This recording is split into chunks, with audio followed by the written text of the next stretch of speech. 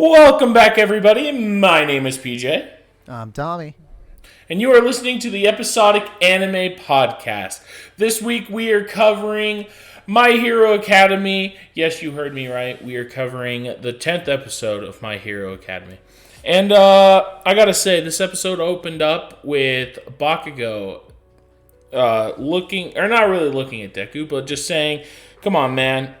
Stop trying to do everything on your own as he got impaled and falls into Endeavor's arms. And then Deku kind of snaps.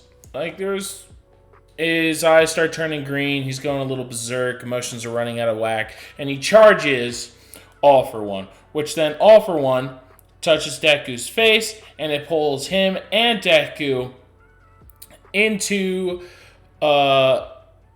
we're going to call it the One For All universe. They say it in the description for this episode. It's called Midoriya and Shigaraki enter the world of One For All. So they enter the world of One For All. Deku still has some mist around his mouth and his body. And he can't really move. But then the seventh user shows up to tell Deku that he can't quite move yet and that she's here to help, kind of trying to settle him since he's trying to run at Shigaraki since he is in a place to where they're not supposed to be. But then it pans over, after that little scene, it pans over to Makima still completely running through and just devastating towns and trying to smash his way through there, which then the government of Japan starts freaking out, going, oh, he's moving too fast. He's moving like 100 kilometers, or how fast they said, per minute. And they're supposed to be on top of Shigaraki in 10 minutes. And then it pans back over to Deku and everybody inside of the One For All world. And it's becoming more of a battle of will, power, and strength, because Shigaraki and All For One are trying to steal the cork forcefully and trying to smash their way into it, as the seventh user is showing some resistance. But then the first user shows up, and All For One was like, "Ah, my little brother's here. It's going to be a little harder. So your anger is going to help." And he's trying to convince Shigaraki to work with them because that's how they're going to get the power. But then Shigaraki's like, no, I hate them. I hate you. I hate everybody. My dream's going to become reality.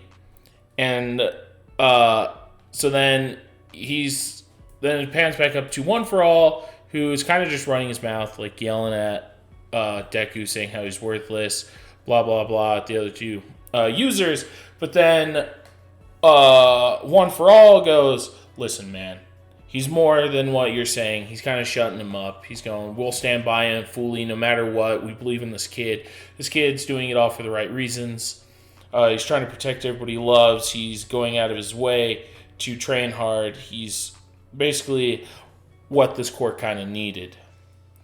And then after saying that, they push back and everybody gets thrown out of the universe. Well, Deku says something to Shigaraki. I think before he passed out or it panned away. But then it pans over to... One For All was telling Shigaraki to retreat. And then it pans over to the League of Villains and how everybody's talking and Dobby just wants to burn everything and make over the world. Like, kind of like normal. But then Toga is just really confused on why the hero... where the line is drawn. Like, the heroes want to protect everybody, but like they went out of their way to kill twice, and she's just a little confused, and she doesn't want like the kind of the heroes that she idolizes, like Midoriya and Uraraka, to be the same way. So she decides to go interact with Uraraka. So she gets her gear. Spitter tells her that she better come back alive because they're kind of like a little family in a way that he put it. Then Toga runs off, disguises herself as an old lady, tricks Uraraka, and then they start duking it out in this house.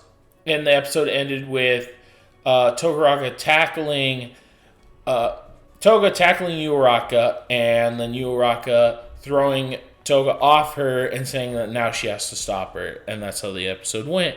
So if you are listening to us on YouTube, we are going to catch you right now with our predictions for the next episode. But if you are listening to us on Spotify, we're going to break down this episode in more detail, give you our opinions, and a couple other side bits that we like to come up with. We are going to jump into predictions. I am going to let him kick it off. I think next episode, Giant Machina is going to make it to the field because this episode ended with All For One telling Shigaraki, you need to pull back. Don't let your body get captured. Get the hell out of here. And Deku also falling and getting passed out. They're two are falling. They're kind of exhausted. The only one that's still able to stand is Shoto, in my opinion, because he's holding two people who were stabbed recently, which I think they'll be fine. They don't look like they're going to die from any of those injuries. They just look like they got stabbed. So, in all honesty, nothing more from this pile can happen except for Shigaraki leaving.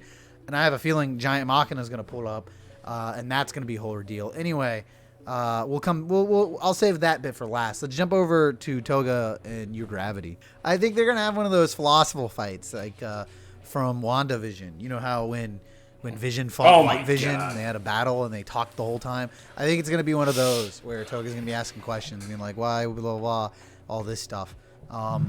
Whatever I will say is either Toga's going to get caught. I don't think anyone's going to die from this, but no matter what happens, if she does escape, she will have Your Gravity's blood, which can only be used later down the line to mess with Deku. Although I don't know exactly what's going to happen. I just think they're going to fight, and they're going to ask questions and talk during the fight, and that's that. I 100% do think that next episode, the battle will get extremely... it's either going to ramp up or they will retreat, because Makima will be there in the next episode 100%. It's going to go down a crossroads. Either they're going to catch the guy or catch the leader, right, Shigaraki, and they're just going to straight up leave, with maybe some people chasing them, or the League is just going to absolutely show up, catch the boss, and a couple of the members are going to jump off and just start absolutely going to town. Like, right. They are just going to start a side war for no reason. Like, listen, we haven't got to really fight anybody. We're going to mess your day up. And I'm like, okay. Right. But I also think Ida and that small group's going to show up. But for Your Gravity, I think this is going to be the hardest fight she's ever going to have to deal with. I think what's going to happen is the League of Villains are going to pull up. They're going to secure Shigaraki. And while they're securing it, I think, out of anyone, I think Dabi is going to be the one that pulls up and starts fighting. He's been giving a lot of signals off on that.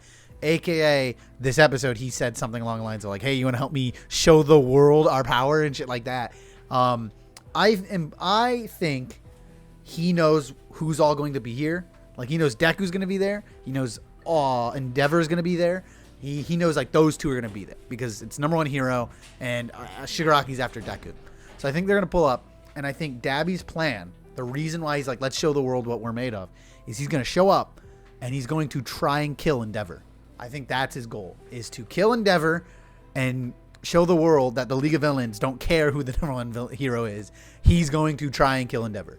I don't know if he's going to be successful or not, because Endeavor, you know, they both do fire, but Endeavor has fire, and Dabi has fire, but Dabi has blue fire, which burns his own skin. It's literally, his quirk is called cremation. So I think his fire is stronger than Endeavor's. But is it stronger than Shoto's? I feel like instead of it being a Dabi Endeavor, it's going to be a Shoto Dabi fight. Yes, absolutely. Endeavor can't fight. I was just saying Dabi showing up to kill Endeavor. And I have a feeling Shoto's going to have a firefight with Dabi, and he's going to use his ice, which is, in my opinion, going to make for an excellent fight scene. I feel like it's going to look really good.